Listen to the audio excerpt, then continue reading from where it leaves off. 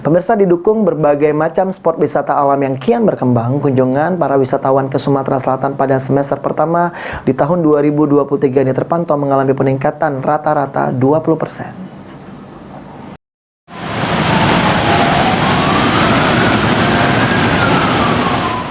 Didukung berbagai macam spot wisata alam yang kian berkembang, kunjungan wisatawan Sumatera Selatan pada semester pertama pada tahun 2023 ini meningkat.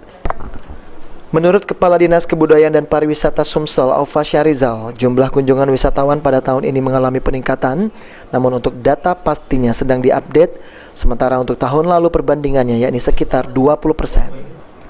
Ditambahkan Aufa bahwa pihaknya akan terus menghimbau 17 kabupaten kota di Sumsel untuk selalu meningkatkan aksesibilitas sarana dan infrastruktur serta kualitas dan kuantitas di tempat-tempat destinasi wisata masing-masing.